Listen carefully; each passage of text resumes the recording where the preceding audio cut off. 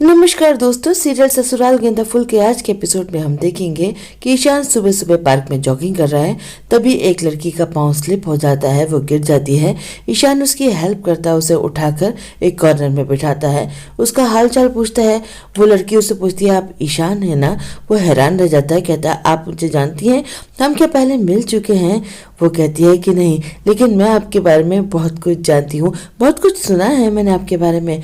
ईशान समझ जाता है कि ये भी कोई ऐसी ही लड़की है जिसे उसके परिवार वालों ने ढूंढा है। वो लड़की उसका हाथ पकड़कर डांस करने लगती है, तो कभी उससे मीठी मीठी बातें करने की कोशिश करती है। ईशान इधर उधर नजर घुमाता है तो पार्क में एक स्लाइड के ऊपर बड़े भैया बैठे नजर आते हैं। भाग कर जाता है उन्हें पकड़ने के लिए। अब तो वो आ गए, ईशान पीछे भागम भाग मचती है। किसी तरह वो इंदर भैया को पकड़ता है, उनसे पूछता है कि ये लड़की कौन है। इंदर भैया कहते हैं मुझे क्या पता कौन है, मैं नहीं जानता। वो लड़की कहती है मैं भी नहीं जानती। ईशान कहता है तो क्या इसे सपना आया था कि मैं सुबह सुबह इसी पार्क में जॉगिंग करता हूँ? वो लड़की कहती है कि मेरा नाम मानसी है। इंदर कहते हैं कि हाँ, मैंने ही इसे बुलाया है और मैं चाहता हूँ कि तुम दोनों एक दूसरे से मिलो। मानसी से कहते हैं अपने बारे में बताओ। वो कहती है मुझे फिटनेस का शौक है और मुझे डांस करना भी बहुत अच्छा लगता है। वो और इंदर भैया साथ में डांस भी करने लगते हैं। ईशान उन दोनों को इस तरह से देखता है, परेशान हो जाता है, वहां से भागने के चक्कर में है, लेकिन वो लोग उसे जाने नहीं दे रहे हैं। तो ईशान कहता है कि तुम्हारे पाँव में चोट लगी है ना, मैं आइस लेकर आता हूँ। मानसी कहती है मैं ठीक हूँ, लेकिन ईशान वहां से निकल जाता है उसके लिए कॉफी लाने का बहाना बनाकर।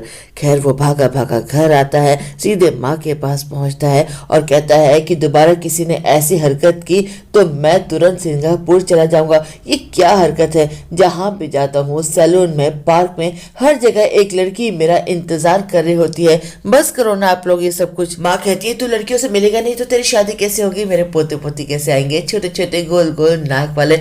ईशान कहता है मुझे गोल नाक वाले बच्चे पसंद नहीं है। माँ कहती बचपन में तेरी नाक भी गोल थी, वो तो हमने ऐसे हाथ से दबा दबा कर लंबी कर दी है। ईशान कहता है बस करो माँ, लंबी नाक गोल नाक क्या है ये सब कुछ? मुझे नहीं करनी है शादी। माँ कहती है अगर तू शादी नहीं करेगा ना तो मैं हड़ताल पर बैठ जाऊंगी कि मुझे फौरन एक बहू चाहिए, बहू चाहिए। ईशान कहता है कि कितना ड्रामा करते हो आप लोग।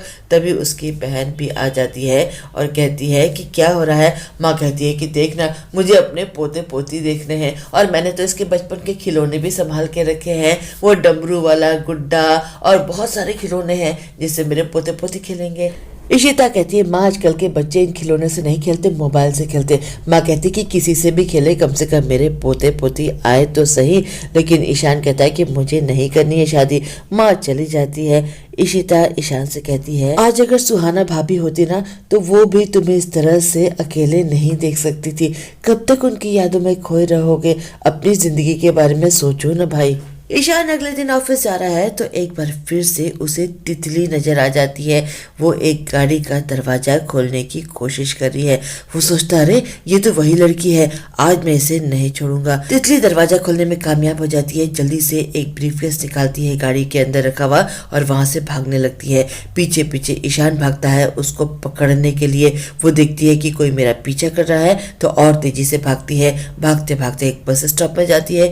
एक इंसान सो रहा है, कहती कि चाचा चाचा जल्दी भागो, पुलिस आ रही है। वो भागता है तो उसी का चादर ओढ़कर खुद लेट जाती है। ईशान भी बस स्टॉप तक पहुंचता है। तितली को लगता है वो चला गया होगा। जैसे ही उठती है तो देखती है कि ईशान उसे देख रहा है। वो उसे पकड़ने के लिए एक बार फिर से भागता है। तितली भी वहां से भागती है लेकिन उसे चकमा देकर वहां से निकल जाती है। ईशान का पाँव एक केले के छिलके पर पड़ जाता है। वो बेचारा सड़क पर ही फिसल जाता है और उसे नहीं पकड़ पाता है। तितली अपनी चोरी किया हुआ सामान ले जाकर देखती है तो ब्रीफकेस के अंदर बहुत सारे गहने हैं। सोचती है कि कौन कहता है कि मेहनत का फल मीठा नहीं होता है, वाह आज तो लॉटरी लग गई। लेकिन तभी देखती है कि उसमें एक शादी का कार्ड भी है। वो एकदम से चौंक जाती है। सोचती है अरे ये तो किसी की शादी के गहने हैं, अगर मैंने ये गहने चुरा लिए तो किसी लड़की की शादी रुक जाएगी, ये तो बहुत गलत होगा। लेकिन अगर मैंने गहने लौटा दिए तो तेजा भाई को क्या जवाब दूंगी? लेकिन फिर भी उसका मन गवाही नहीं देता। वो अपने दोनों साथियों के पास जाती है, यानी कि दो छोटे छोटे बच्चे, और उनकी मदद से वो ब्रीफकेस वापस करवा देती है। दोनों शादी वाले घर जाते हैं, दरवाजे के बाहर ब्रीफकेस रख देते हैं, चुपके से घंटी बजाकर वहां से भाग जाते हैं।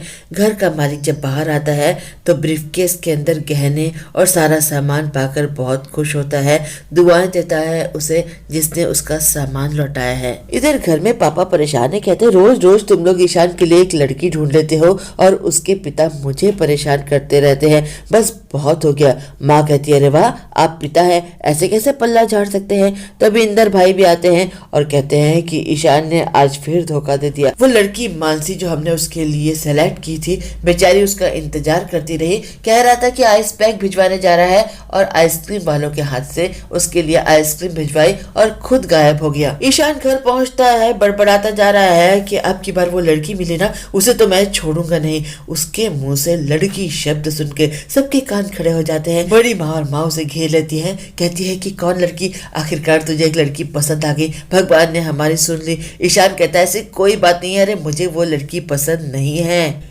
इंदर भैया कहते हैं देखो देखो लड़की के लिए अपने कपड़े भी खराब करके आया है, कौन है वो लड़की। वो परेशान होकर बैठ जाता है। बड़ी माँ कहती है कोई बात नहीं, लड़की पसंद नहीं है, अदरक तुलसी की चाय तो पसंद है ना, वो पी ले। वो चाय की तारीफ करता है और कहता है कि बड़ी माँ आपके हाथ की चाय मिल जाए तो और क्या चाहिए। बड़ी माँ कहती है मैंने नहीं तेरी माँ ने बनाई है। इलेश रानी भाभी के साथ कैफेटेरिया पहुंचता है तो एक कस्टमर ने हंगामा खड़ा कर दिया है क्योंकि उन्होंने एक्सप्रेसो कॉफी मांगी थी। अब उन्हें पता नहीं है कि एक्सप्रेसो कॉफी किसे कहते हैं, एक्सप्रेसो कॉफी ही आती है, लेकिन वो कहते हैं कि ये कौन सी ब्लैक कॉफी है, हमें तो वो झाग वाली कॉफी चाहिए थी। खैर रानी भाभी बात को संभालती हैं, इलेश को समझाती हैं कि वो जो झाग वाली दूध वाली फुर्ती कॉफी होती है ना उसे कैपुचिनो कहते हैं और ये जो कॉफी थी ना ब्लैक वाली यही एक्सप्रेसो है, लेकिन कस्टमर को पता नहीं है और हम उन्हें नाराज भी नहीं कर सकते। तितली के पास उसके बॉस यानी कि तेजा भाई का फोन आता है। उसने चोरी का माल जो वापस कर दिया, अब जवाब तो देना पड़ेगा। तेजा भाई काफी कड़क किस्म के नजर आ रहे हैं, सभी चोरों से चोरी का माल वसूलते रहते हैं, धमकाते हैं, लेकिन उनकी कमजोरी है पुराने रोमांटिक फिल्मी गीत। रेडियो पर गाना बजने लगता है, तुम न जाने किस जहां में खो गए। तेजा भाई भी गाने में खो जाते हैं, सब कुछ भूल जाते हैं। तभी तितली वहां पर आती है। तेजा भाई कहते हैं कि मुझसे कुछ नहीं छुपता है, तूने चोरी का माल क्यों वापस किया। तितली कहती है क्योंकि मुझे लगा कि आप अगर होते तो आप भी ऐसा ही करते, क्योंकि वो शादी के गहने थे, आप किसी की शादी तो नहीं तोड़ सकते, कोई और लड़का देवदास बन जाता। तेजा भाई भी बेचारे देवदास हैं, वो चुप रह जाते हैं, उनकी आंखों में आंसू आ जाते हैं। इधर घर में दादाजी भी वही गाना सुन रहे हैं। तभी दादी कमरे में एंटर करती, उन्होंने वेस्टर्न कपड़े पहन रखे, ऑनलाइन ऑर्डर किया है।